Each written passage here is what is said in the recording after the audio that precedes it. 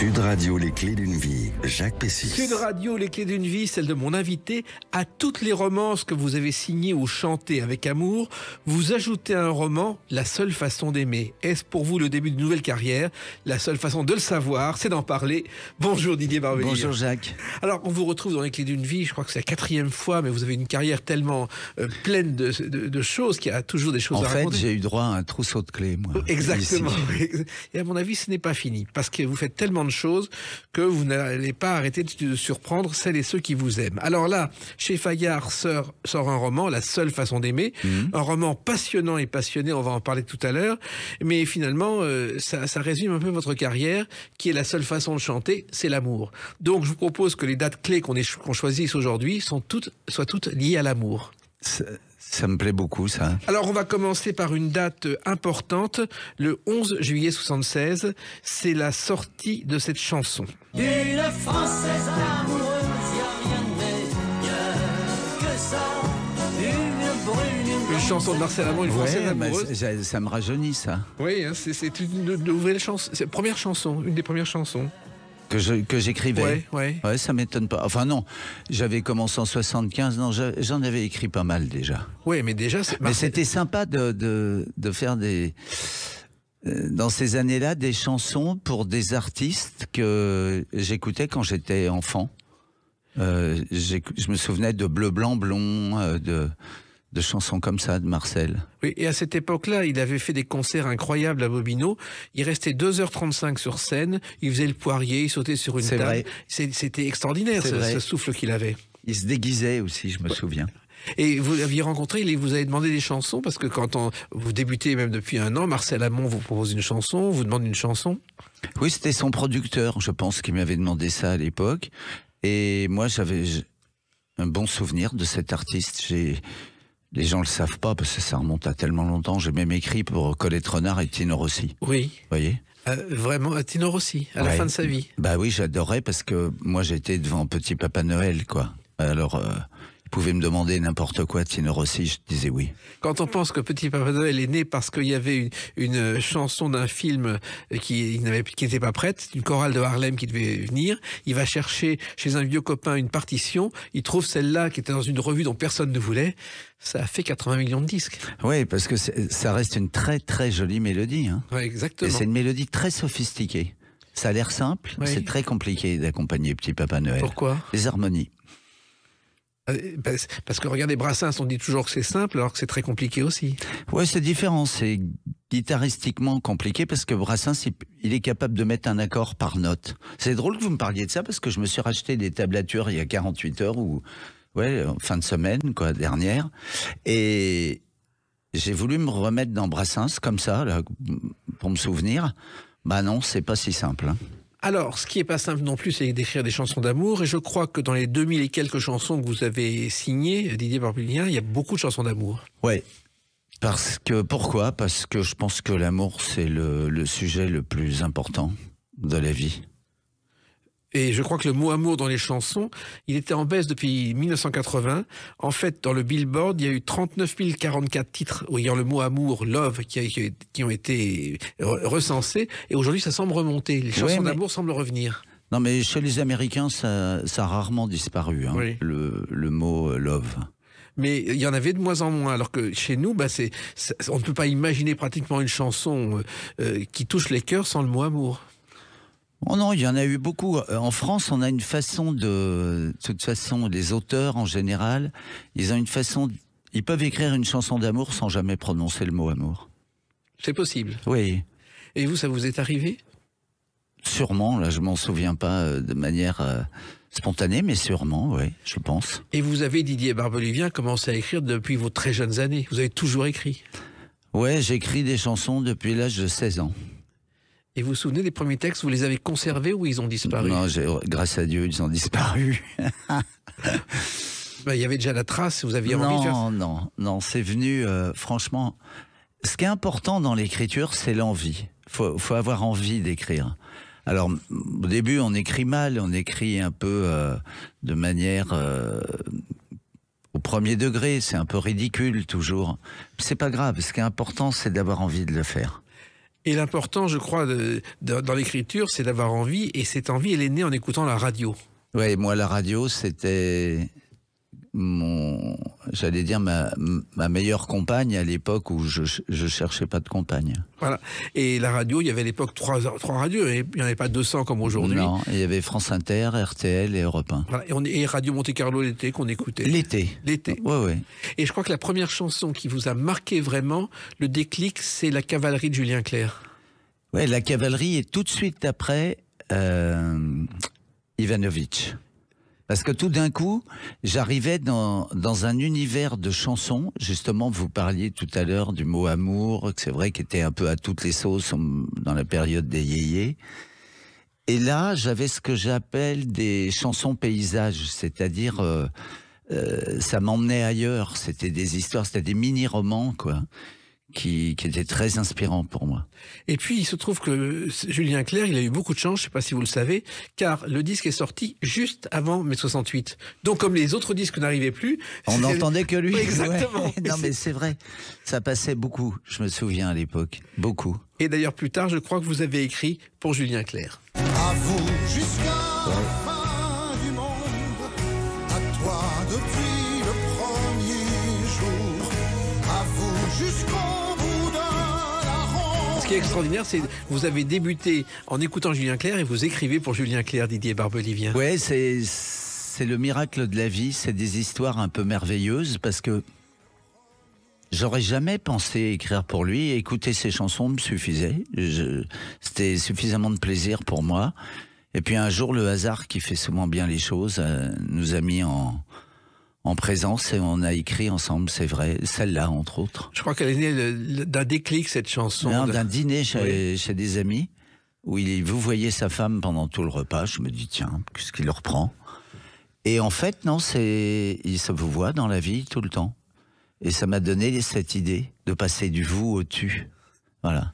Effectivement. Je crois que vous avez un point commun d'ailleurs avec Julien Clerc, Didier Barbelivien, c'est d'avoir épousé des femmes plus jeunes que vous. Ah oui, on peut dire ça, oui. C'est vrai. Mais quand on est tous les quatre, on n'y pense pas. Hein.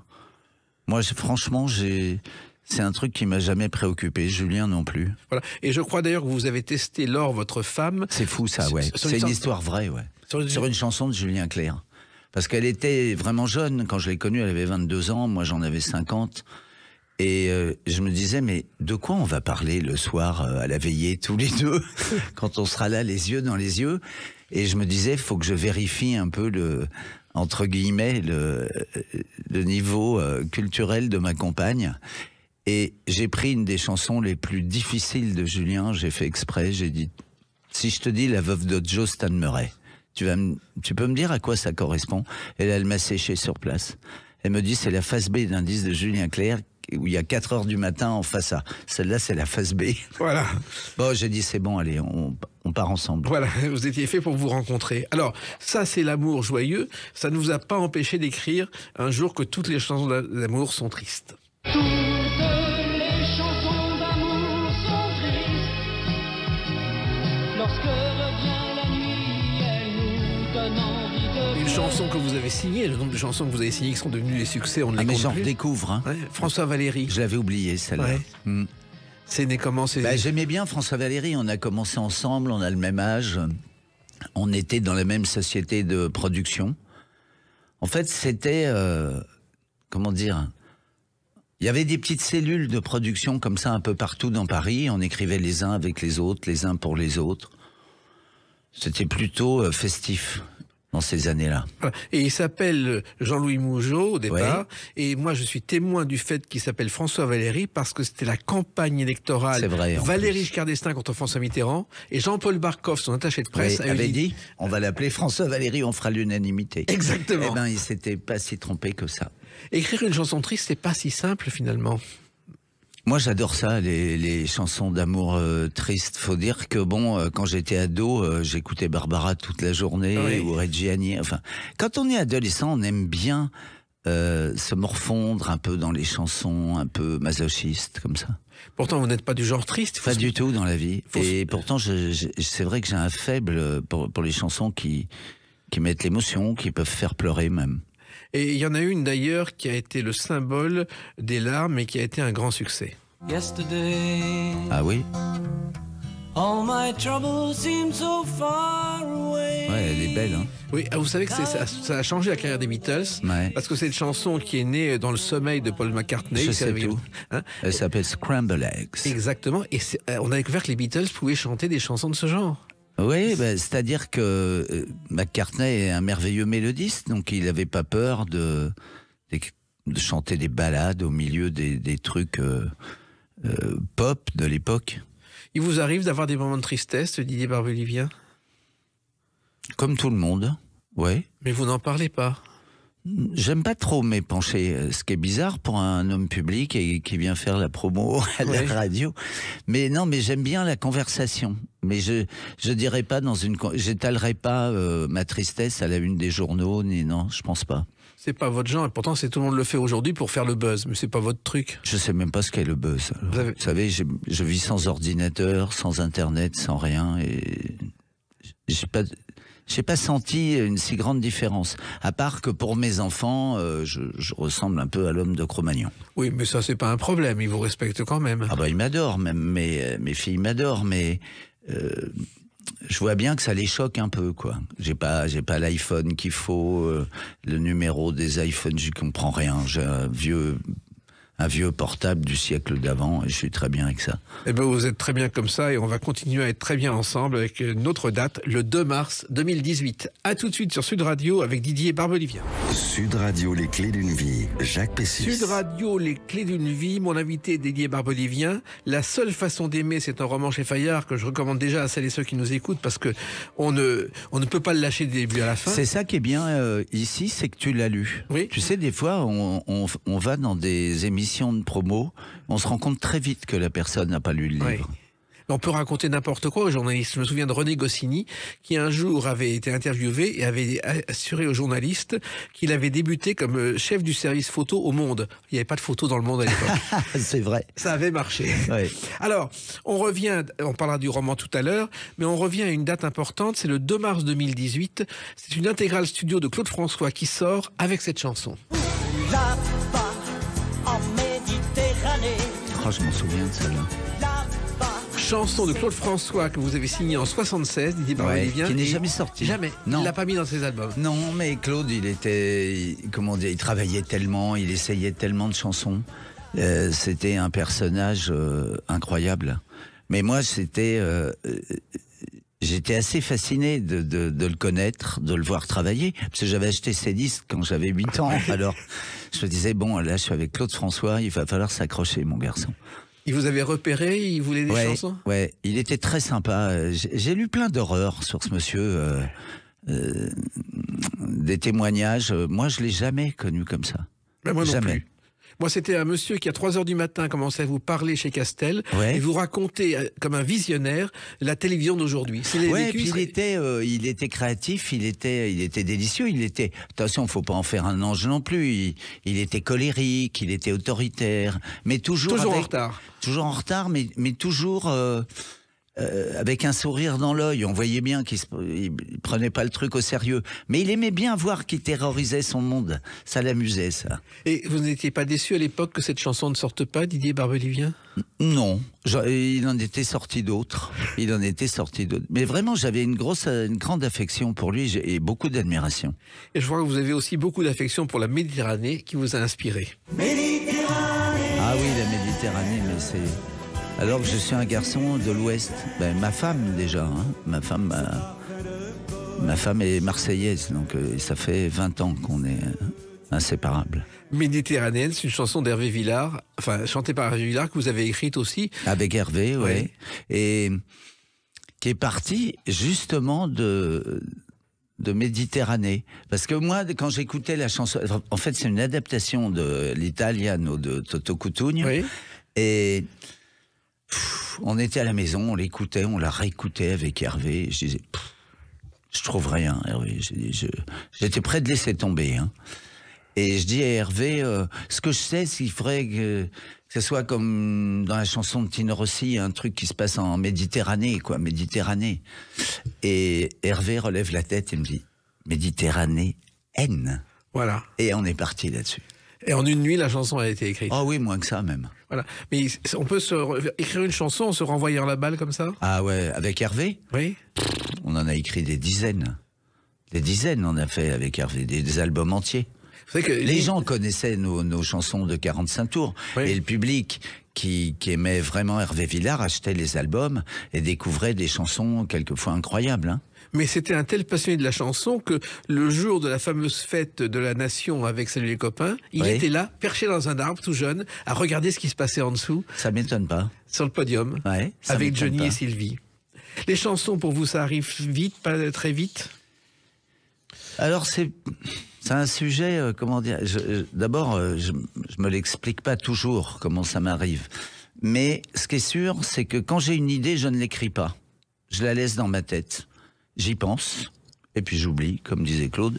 Non, j'oublie pas, et puis un jour, je sais pas pourquoi ni comment, je vais dans mon bureau et je l'écris en général dans l'heure qui vient. C'est curieux, il faut que ça mûrisse dans votre tête. Ouais, je me trimballe avec des chansons dans ma tête, des titres, puis j'oublie, puis ça revient, puis je me dis tiens, ce sujet-là, puis je passe à autre chose, et ainsi de suite. Mais on oublie quelquefois l'idée. Pas moi, ça me revient. Non, je sais pas, je dois avoir un genre de petit carnet dans le crâne, et il reste des titres, des images aussi, je sais pas, c'est... Si je savais comment on écrit des chansons, j'aurais fait un traité déjà. J'aurais sûrement vendu beaucoup de livres en disant voilà comment on écrit des chansons. Mais déjà, enfant, vous vouliez écrire des chansons et petit à petit, c'est venu et ça a Je vivais dans l'univers des chansons. C'est je sais pas, comme un sportif, un footballeur débutant, il pense qu'à son ballon. Moi, je pensais qu'aux chansons, qu'aux musiques. Oui, mais justement aux musiques et aux idées, parce qu'il faut encore avoir l'idée, le déclic, ce qui n'est pas simple. Une chanson, c'est un déclic, c'est une idée. Oui, absolument, c'est les deux mélangés, et je vous dis, je m'explique toujours pas comment ni pourquoi. Et alors, ce qui est étonnant aussi, ce sont vos petits cahiers sur lesquels vous écrivez, parce que vous écrivez sur des cahiers Clairefontaine. Oui, enfin, j'écris toujours pareil. Le roman a été écrit sur des cahiers. Alors là, il y en a un paquet, il y en a toute une caisse. Oui. Parce que le roman, je l'ai réécrit, je sais pas, 5 fois, 6 fois. Mais vous n'avez pas eu besoin de faire autrement. C'est l'écriture, c'est le cahier, c'est le stylo. Je sais pas taper à la machine, j'ai pas d'ordi, j'écris comme on m'a appris à le faire à l'école. Mais je crois que Pierre Delano était comme vous. Un jour, il m'a montré des grands livres, comme les grands livres de la Poste, où il y avait tous ces textes. C'est tout à fait vrai. Mais alors, il écrivait sur des formats Oui. choisis à l'avance. Tandis que moi, je m'en fous. Je passe à la papeterie, je prends ce que je trouve. Et lui, mais il m'a montré un jour, il y avait sur un gros classeur. Ouais, c'est vrai. Mais insensé, vrai. il y avait Ah tous ouais. les succès. Et écrit d'une écriture fine, sans une rature. C'est très juste. Je connais bien l'écriture de Pierre pour avoir écrit une multiples chansons avec lui. Et oui, c'était très comme lui, quoi. Enfin, ça allait avec Pierre, la rigueur. Quand on pense qu'à ses débuts, il a voulu chanter au club de la chanson, et Beko est arrivé un soir, a dit, ce type-là, il chantera jamais. Il ne le connaissait pas à l'époque. Ouais, Et c'est après, faux. ils ont travaillé ensemble. Ouais. Mais cette écriture, c'était la nuit à une époque. C'est toujours le cas ou c'est fini? Non, plus du tout. D'abord parce que depuis que j'ai mes filles qui ont 13 ans, donc je les ai eues tard, j'avais 57 ans, et j'ai appris à me lever à l'heure des premiers biberons, et puis j'ai changé de vie. Je me suis dit, finalement, c'est bien de se lever à 6 heures du matin, c'est bien aussi. Et j'ai gardé cette habitude, et tous les jours, entre 6 et 7, alors, comme j'ai pas trop la notion des heures et tout ça, je dérange des gens quelquefois le matin qui ont eu le malheur de laisser le portable allumé. Mais, mais Didier, t'as vu l'heure, tu sais l'heure qu'il est. Alors qu'avant, j'appelais à 3 du mat et on me disait, mais Didier, tu sais l'heure qu'il est. Mais c'est ce que faisait Brassens. J'ai pas l'heure, moi. Non, mais Brassens, il se levait à 5 heures du matin, il prenait le téléphone qu'il mettait dans un placard avec du coton pour pas entendre la sonnerie, Ouais. pour travailler, et puis quand il avait envie d'appeler à 6 heures du matin, il appelait. Bien sûr.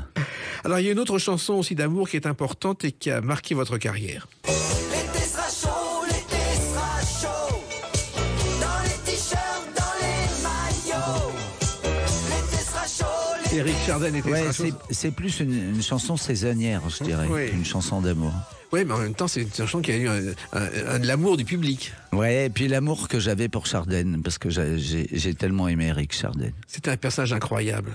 C'était un vrai créateur. C'est un type qui il savait tout faire, il pouvait écrire sur n'importe quoi. Et il était très malheureux, finalement, d'être reconnu pour des chansons populaires alors qu'il aurait voulu autre chose. Oui et non, il aimait... Le problème, c'était, comment dire, le spectre de son inspiration.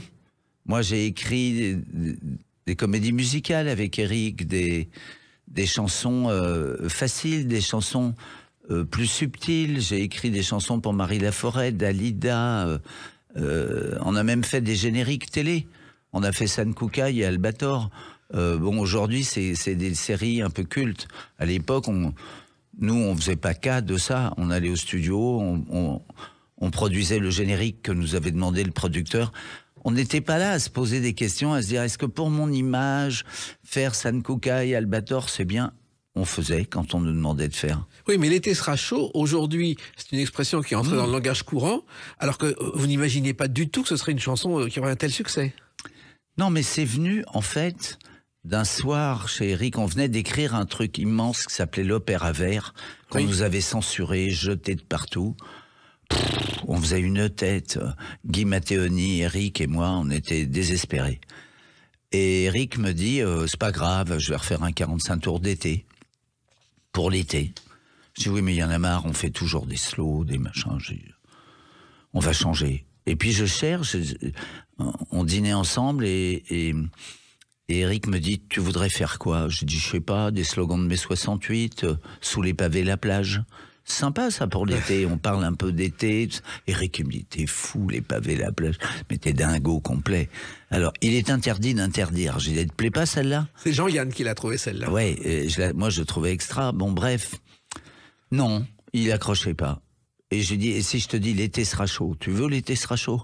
Il me regarde et me dit, si c'est dans les t-shirts, dans les maillots, on y va tout de suite, on commence. C'est comme ça que c'est. Et c'est comme ça qu'on a commencé la chanson.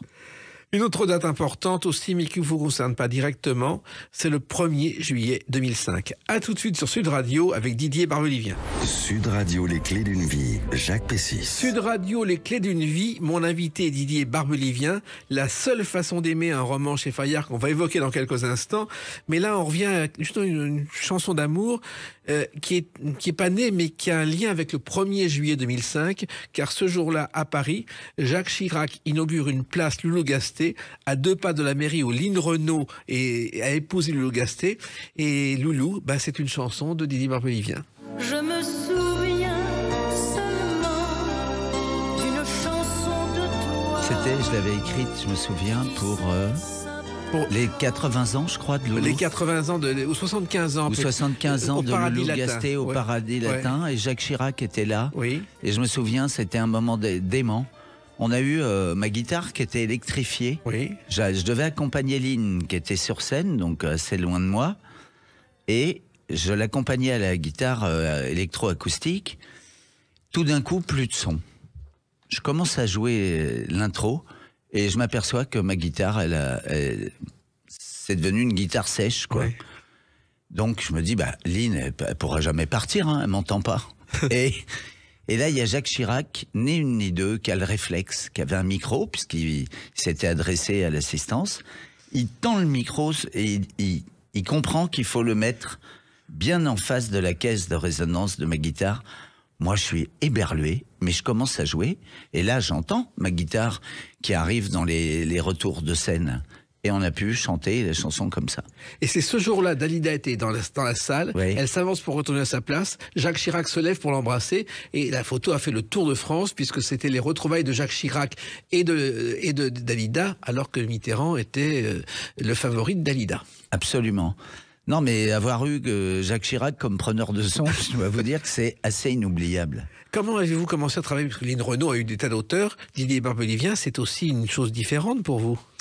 Parce que j'aimais le personnage, puis j'avais beaucoup d'admiration pour Loulou Gasté. Loulou était un formidable compositeur et j'aimais bien ce couple, ce qu'ils avaient fait ensemble et tout ça. Mais en même temps, écrire une chanson d'amour sur Loulou pour Lynn, c'était pas évident. Non, mais qu'est-ce que vous voulez je me souviens, il y avait une expression que j'aimais dans le refrain, comment j'avais écrit la guitare à 2 places, ou je sais pas quoi, enfin bref.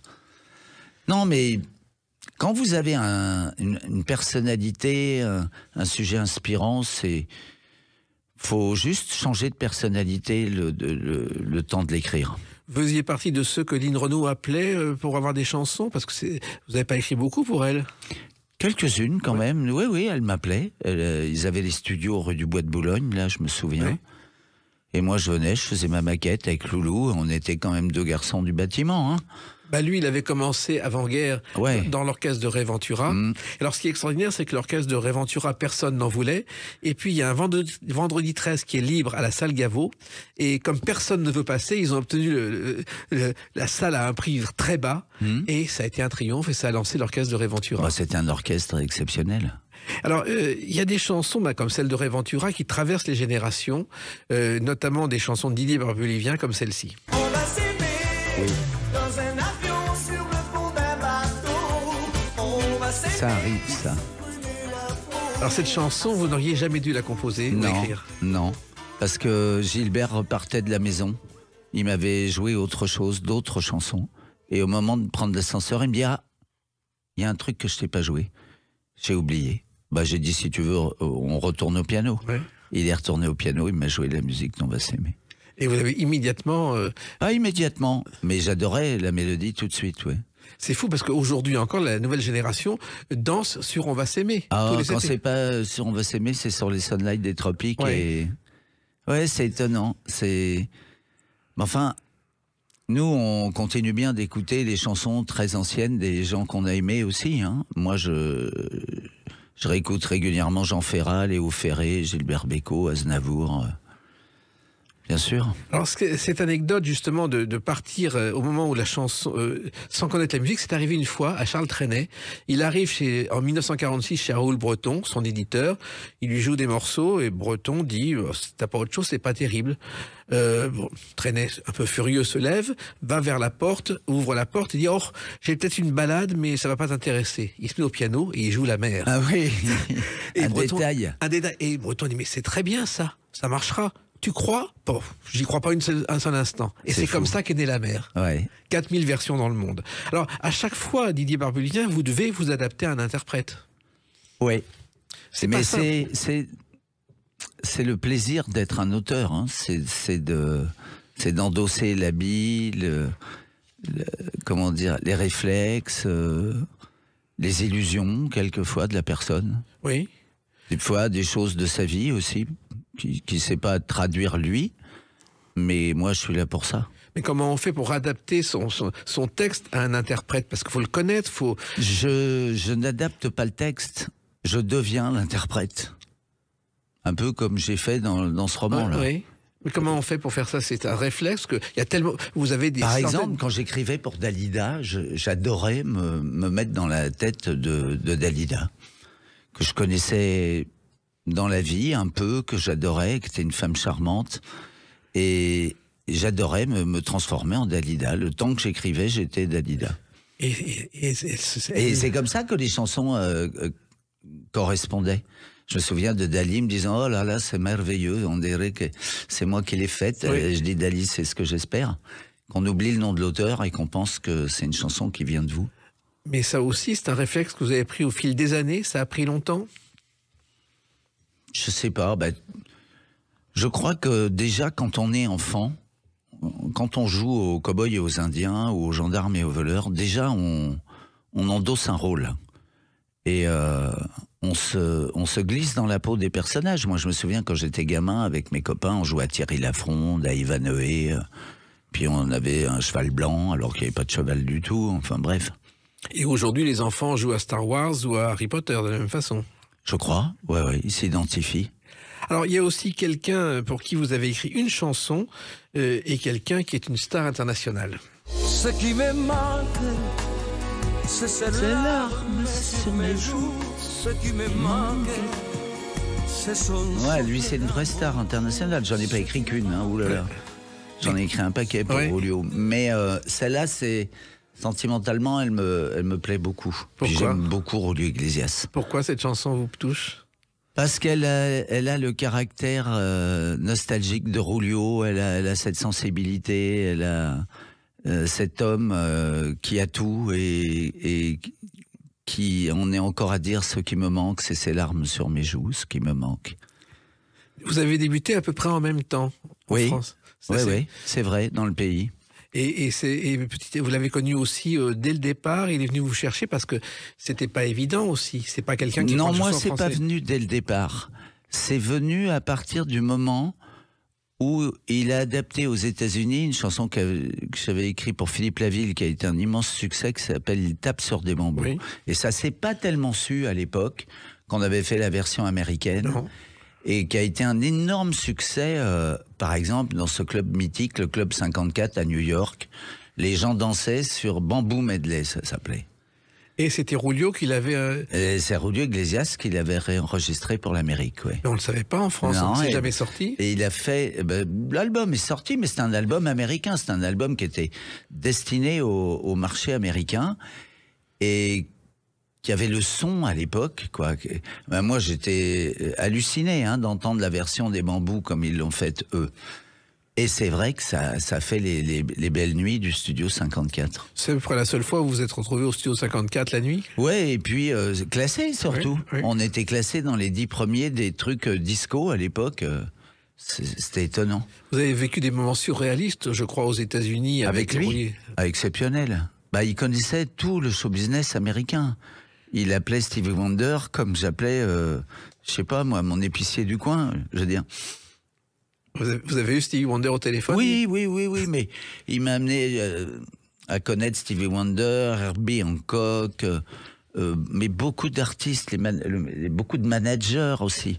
Un jour, on déjeunait avec un type qui était le manager de Willie Nelson, avec qui il a fait une chanson en duo, qui était un grand chanteur de country américain. Et à un moment, je dis au manager, quand même entendre un duet entre Willie Nelson et Julio Iglesias, c'est quand même surprenant. J'ai dit, pourquoi pas Bob Dylan aussi pendant qu'on y est? Et il me dit, mais je suis le manager de Dylan, c'était tout à fait possible. C'est pas impossible qu'on fasse un duo Bob Dylan, Julio Iglesias. J'ai dit, là, je veux pas mourir avant d'avoir vu ça. On a encore le temps. Alors, il se trouve qu'il y a pas longtemps, il a été arrêté à l'aéroport de la République dominicaine. Qu'est-ce qu'il avait fait? Alors, il a simplement amené 42 kilos de nourriture, de légumes interdits dans ce pays. Et non, il a dû venir d'Espagne avec sa nourriture. Oui, exactement. Et la quarantaine végétale l'a arrêté parce qu'il y a des produits qui ne peuvent pas être, des légumes qui ne peuvent pas être introduits dans ce pays-là. Ouais, mais ça m'étonne pas. Julio, il faisait beaucoup attention à ce qu'il mangeait et il avait évidemment une appétence particulière pour la cuisine espagnole, mais que je partageais aussi à l'époque. Et il y a une grosse légume aussi que vous avez chanté. Le plus mort de mes morts et l'enfant que j'étais. Michel Sardou. Tout s'oublie, Michel Sardou. Ouais. Là aussi, c'est un de vos interprètes favoris. Bah oui, on a écrit, je sais pas, 60 ou 70 chansons ensemble. C'est assez. Et musique de Jacques Revaux. Celle-là, non. Celle-là, c'est moi. C'est là, Ouais, je m'en souviens. Oui, c'est là, mais il y en a d'autres. Ah oui, c'est Jacques Revaux, le patron. Michel Sardou, c'est Jacques Revaux. Voilà. Et Sardou, c'est aussi très particulier. Il écrit, enfin, il choisit un texte, il peut même rajouter sa patte. Il a une culture qu'on n'imagine pas. Ah non, mais c'est un grand auteur. C'est pas, il rajoute pas sa patte. Il est capable d'écrire des chansons, paroles et musique assez renversantes. Oui. Ouais. Mais il a chez lui une bibliothèque de livres d'histoire comme on ne peut pas imaginer. Absolument. Il est d'une culture effrayante, quelquefois. Il va dans des détails. Des fois, j'entends parler des historiens à la télévision. Et je dis, oh non, mais c'est léger, les garçons, très léger par rapport à Michel Sardou. D'ailleurs, Romain a fait ce métier-là, son Mais fils, bien sûr. parce qu'il avait vu son père lire des livres d'histoire. Ouais, et puis pas que des livres d'histoire et pas qu'un peu lire, hein. Finalement, avec tous ces interprètes que vous avez rencontrés, vous n'avez pas eu l'impression de vivre une époque privilégiée, Didier Barbelivien? Oh plus que privilégié, mon cher Jacques, une époque miraculeuse. Miraculeuse parce que, je sais pas, moi je crois pas forcément à l'astrologie, mais là les étoiles étaient parfaitement alignées entre elles. C'était incroyable vivre ces moments-là, d'être dans cette époque où les gens aimaient les chansons, ils les aiment encore, mais l'époque a changé. Enfin, ils les aiment encore, parce que quand on voit le succès des chansons de Michel, à travers le spectacle « Je vais t'aimer » et à travers la tournée qu'il est en train de finir, je me dis, les chansons de Sardou, on en a encore pour 50 ans. Hein. Et comme celle de Didier Barbelivien, parce que vous continuez à écrire des chansons. Toujours. Je ne peux pas m'empêcher. Toute ma vie, j'écrirai des chansons. Et à chaque fois, il faut trouver de nouveaux interprètes. Oui ou pas. Moi, quelquefois, j'écris des chansons pour mon plaisir égoïste. Oui, eh bien, écoutez, en tout cas, l'égoïsme fait qu'il y a des limites. Il faudrait qu'il y ait d'autres interprètes. Ah, mais il peut y en avoir. Hein. Enfin, tiens, c'est drôle. Roberto Querleo, qui est mon producteur, m'a présenté il y a 3 jours un nouvel artiste dont on va, à mon avis, très vite entendre parler. Qui est un type assez incroyable. Il s'appelle comment ? Il s'appelle Enfin, il n'a pas de nom d'artiste encore, mais il se prénomme Brice. Peut-être qu'il va rester en s'appelant Brice. En tout cas, il y a une autre chose dont on parle beaucoup et on va en entendre parler, c'est votre livre qu'on va évoquer à travers la date du 7 février 2024. A tout de suite sur Sud Radio avec Didier Barbelivien. Sud Radio, les clés d'une vie, Jacques Pessis. Sud Radio, les clés d'une vie, mon invité Didier Barbelivien. On a parlé d'amour à travers les chansons. Et puis le 7 février 2024 est sorti La seule façon d'aimer chez Fayard. Alors, vous aviez déjà écrit des livres, mais là c'est un roman. Et c'est un roman, on parle d'un roman événement, parce que je crois qu'on découvre un nouvel auteur avec un livre qu'on ne lâche pas du début à la fin, parce que jusqu'à la dernière ligne, il y a des rebondissements. Oui, je l'ai voulu comme ça. Il est découpé en 59 chapitres, assez courts finalement. Mais je voulais pas que ça traîne, c'est-à-dire je voulais des séquences pour que le lecteur, il se dise, bon allez, je vais dormir. Oh non, je vais pas dormir tout de suite, j'en lis encore 2 ou 3. Alors finalement, au départ, qu'est-ce qui vous avez envie d'écrire un roman qui pourrait être demain à la télévision, parce que c'est une véritable histoire d'amour. Oui, et puis c'est une histoire d'amour qui se prolonge, mais qui va au-delà de ça, mais qui s'étale sur 15 ans. Des personnages qui se rencontrent, qui se perdent, qui se séparent, qu'on sépare, qui même ont du mal à se retrouver, si ce n'était son insistance à elle. Et ça m'intéressait que mon héros soit une femme et de me glisser vraiment dans le caractère de cette fille qui s'appelle au début du livre Jeanne d'Anicourt, quand elle est adolescente et qui va rapidement devenir Jennifer Jones. Alors d'abord, comment est née l'idée ? Vous aviez envie d'écrire un vrai roman ? J'ai jamais d'envie particulière. Et puis un jour, j'ai eu cette idée d'une femme qui prend son destin en main, quoi. On dit toujours, les femmes, surtout en ce moment, elles subissent, elle subit pas. C'est elle qui passe la première. Alors après, à partir de l'idée, il faut des mois et des mois de travail. Oui, parce que c'est des mois, parce que je ne voulais pas l'écrire de manière, achevée immédiatement. C'est-à-dire, comme j'avais le temps, je me dis, tu vas écrire au fil de ton inspiration. Si tu restes 6 mois sans écrire, c'est pas grave. Par contre, je passais pas 6 mois sans penser à elle. Je cherchais des situations. J'attendais que l'inspiration me dise, tiens, et le déjeuner au Bristol avec son père, est-ce que ça rentre dans l'histoire, ça ? Et oui, ça montre un trait de son caractère qui ne la met pas forcément, en valeur, mais une femme est aussi faite de ça. Alors, il faut savoir que dès le début, vous prévenez que les personnages sont fictifs, mais les sentiments sont vrais. Oui, tout est inventé, sauf les sentiments. Parce que cette femme, elle n'est que sentiment. Elle n'agit et ne réagit que selon son cœur, pas ses intérêts. Elle est au-dessus de ça. Elle a la chance d'être une grande privilégiée de la vie, et tout ce qui l'intéresse, c'est son histoire d'amour, rien d'autre.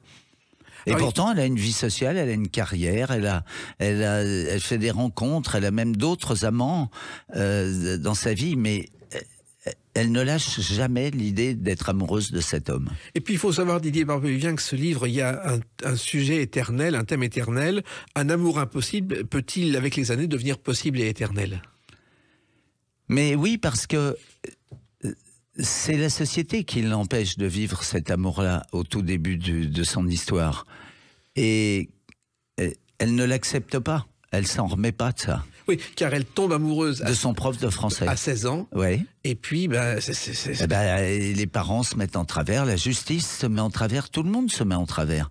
Ce qui est logique et normal, oui. Entre guillemets, pourquoi pas, mais pourquoi pas le contraire aussi. Voilà. Et justement, quand on lit votre livre, on pense immédiatement à un film et à une chanson. Bah oui. Mais je fais allusion dans le roman, je m'en cache pas, à l'affaire Gabriel Russier. Parce que plus tard, quand Frédéric Durban devient William Westwood, il a la tentation, enfin c'est compliqué, de réécrire ce qu'il a vécu avec elle. Oui, car il est professeur, il veut devenir écrivain sous un pseudo. Ouais, ça, il va devenir écrivain. Et c'est là où l'histoire commence. Et il faut savoir que Gabriel Russier, Mourir d'aimer, on pense toujours que c'est la chanson du film. Pas du tout. Aznavour a vu le film et ensuite a demandé à André Cayatte l'autorisation de faire une chanson. De faire une chanson, ouais, absolument. Ça vous avait marqué cette histoire ? Oui, ça nous a tous marqué parce que moi j'avais 17 ans à l'époque et j'aurais pu être ce lycéen amoureux de son prof. Et elle, Jennifer Jones, quand elle prend l'avion, au tout début du livre, elle va acheter le livre par hasard, parce que cet écrivain, c'est un écrivain à succès. Elle dit, tiens, j'avais bien aimé le premier, je vais lire le deuxième.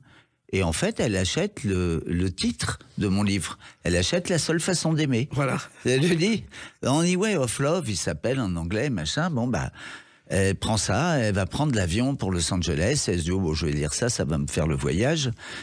Et tout d'un coup, c'est plus que le voyage, ça bouleverse sa vie. Oui. C'est-à-dire, elle retrouve un truc, elle se dit, mais c'est ma vie qui est racontée là-dedans. C'est à l'envers, mais il s'agit de moi. Elle n'imagine pas ne pas faire un film de ce qu'elle est en train de lire. Et dans ce livre, vous avez veillé à ce qu'il y ait un suspense de la première à la dernière ligne. Ah oui, parce que quand à la fin du chapitre 1, mais j'ai fait exprès, bien sûr, on ne sait pas ce qu'on va lire.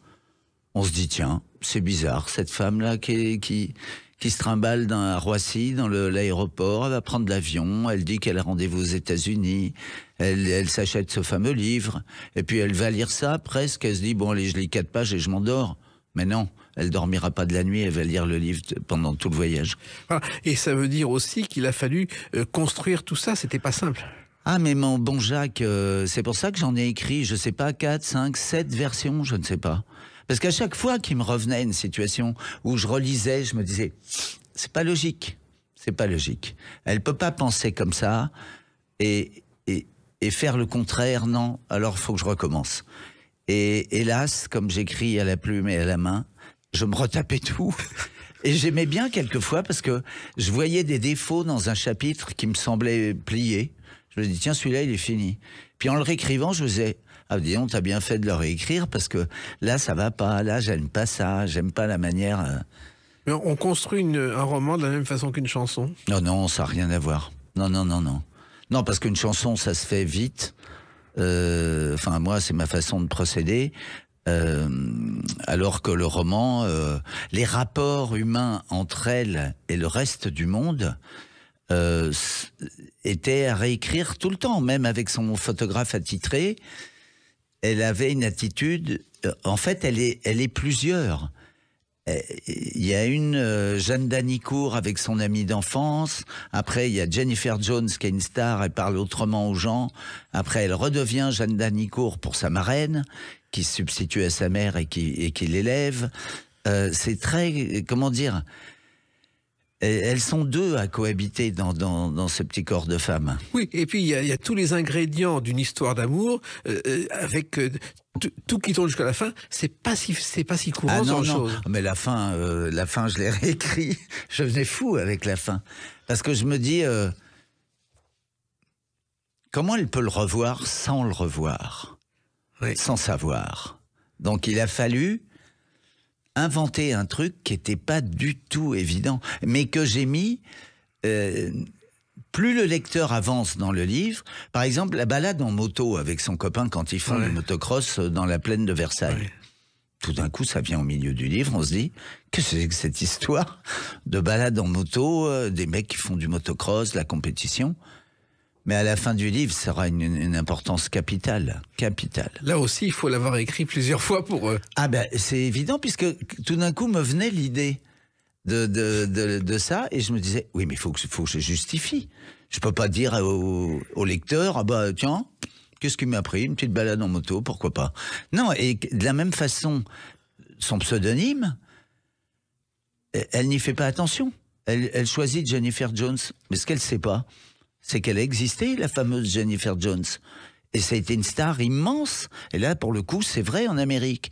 Et quand elle va voir le réalisateur Martin Scorsese, elle se doute un peu du comment, du pourquoi il a fait venir, mais elle n'est pas au bout de ses surprises, la petite chérie. Parce qu'il a un sacré projet pour elle. Voilà. Et effectivement, Martin Scorsese, vous l'avez écrit dans l'histoire. Il est venu comme ça. C'est une de vos passions. C'est venu par hasard. Bah, c'est un réalisateur que j'admire. Et puis, quand j'ai demandé un matin à ma femme, j'ai dit, tu peux aller voir sur Internet s'il a existé une Jennifer Jones, parce que le nom, il m'est venu comme ça. Et ma femme, elle-même, d'un accès de sincérité, me dit, ça fait un peu années 80, hein, ton héroïne, ce nom-là, Jennifer Jones. J'ai dit, regarde toujours. Et là, elle me dit, mais bien sûr qu'elle a existé, il y a 6 pages sur elle. Et tout d'un coup, je donne à Martin Scorsese l'idée de faire le biopic avec la vraie Jennifer Jones des années 30, avec celle d'aujourd'hui, qui est une comédienne en vogue, on ne peut plus. Voilà. Et d'ailleurs, Martin Scorsese, on a un peu oublié, il a créé aux États-Unis une fondation pour sauver les films, comme Henri Langlois l'a fait en France. Et c'est grâce à lui que beaucoup de films qui risquaient d'être perdus sont aujourd'hui préservés. Bien sûr, et puis il a une éducation catholique fervente. Il a même failli épouser la prêtrise, j'allais dire, quand il avait 15 ans.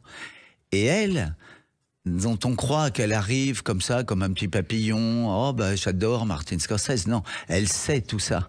Elle a étudié le sujet. Et Jennifer aussi, c'est un prénom qui fait penser à un autre film. Une histoire d'amour. Oui. C'est fou ce que vous me dites, parce que inconsciemment, je lui ai donné le même prénom que dans Love Story. Exactement. Et vous savez que Love Story a eu tellement de succès que pendant 15 ans, le prénom le plus usuel aux États-Unis pour les enfants, c'était Jennifer. C'est fou, hein. Ça m'étonne pas. Alors, c'est que cette histoire-là aussi, elle est au Festival de Cannes en 2013. Oui. D'ailleurs, Bérénice Bejo a obtenu un prix. Là aussi, c'est un hasard que vous la mettiez au Festival de Cannes 2013 ou c'était voulu? Ah non, là c'est un vrai hasard. J'avais oublié l'épisode Bérénice Bejo, mais ce qui est drôle, c'est qu'elle est en vacances. Elle n'est pas en vacances. Elle a été,